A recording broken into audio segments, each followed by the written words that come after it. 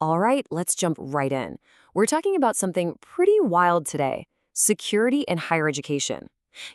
A university, a place that's meant to be open, to be collaborative. But that very openness, it's what makes it a massive target for cyber threats. It's this incredible paradox, and we're going to break down how leaders are supposed to even begin to handle it. And this really gets to the heart of it, right? Why is a university so much harder to protect than, say, a bank? Think about it. A bank is a vault. Its entire purpose is to lock things down, keep people out.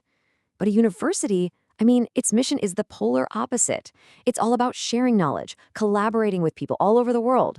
So how on earth do you protect a place that, by its very design, has to leave its doors wide open? And that right there, that's the central challenge we're digging into. This paradox of openness. It's not just a tech issue, you guys. It's a fundamental clash of ideas. Look at this. It's designed to be open, which means it's targeted for being open. Everything that we think makes a university great, academic freedom, professors having their own little corners of the internet, global collaboration, all that stuff, they're the crown jewels, for sure. But from a security point of view, every single one of them is a potential backdoor. It's like its greatest strengths are also its biggest weaknesses. So, with a challenge that huge, how do you even start to lead? Well, we're going to look at a really powerful way of thinking about this, a whole leadership philosophy. And it comes from Hiram Shadosh, the president of Claremont McKenna College.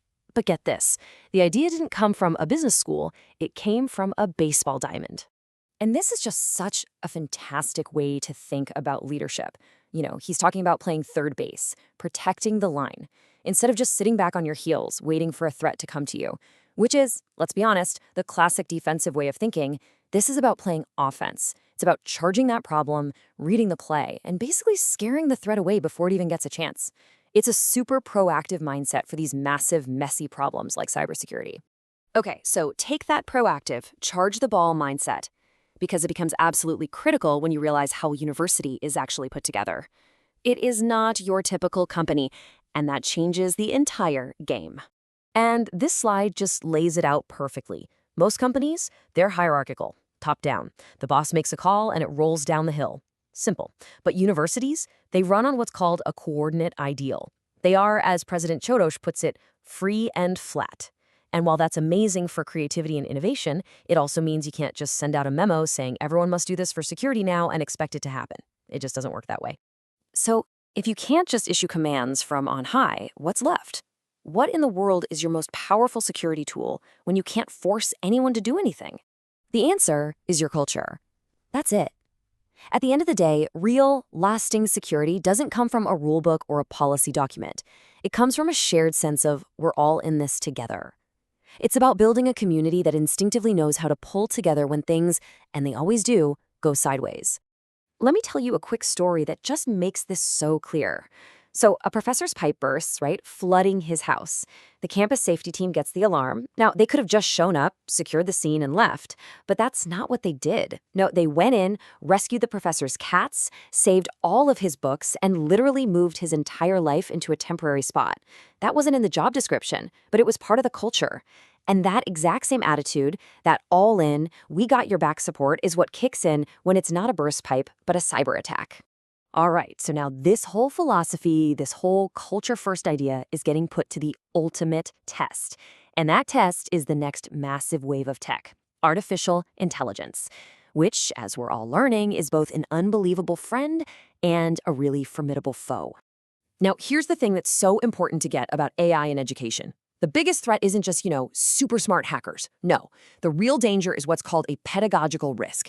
It's the risk that the sheer convenience, the almost addictive ease of AI could, and this is a quote, make us all dumb. Think about how GPS has kind of wrecked our natural ability to navigate. That's the fear here, that we could lose our fundamental ability to think and reason from the ground up. So what do you do about that? What's the antidote?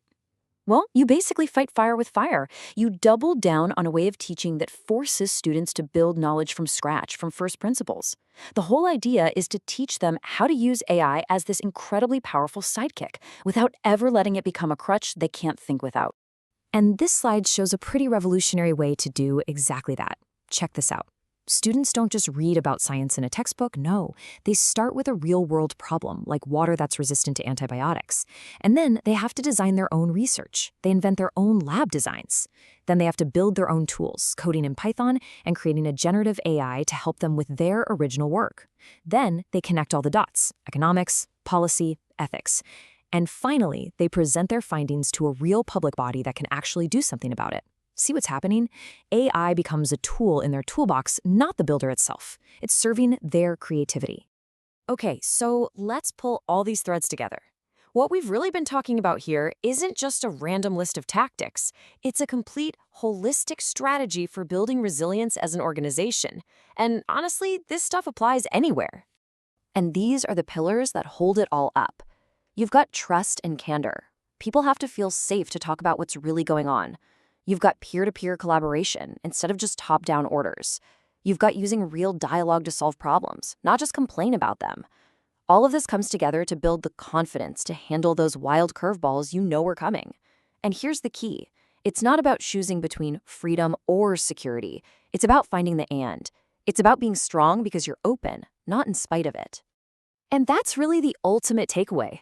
True sustainable security isn't some perfect firewall that blocks every single threat. It can't be. Instead, it's the confidence of your people, it's that cultural muscle memory, and the agility of the whole organization to respond to whatever comes next, especially the stuff you could never see coming. So I'll leave you with that question, that metaphor, to chew on. Think about it in your own work, your own team, maybe even your own life. Are you just playing defense, kind of waiting for problems to smack you in the face? Or are you getting out there charging forward and protecting the line?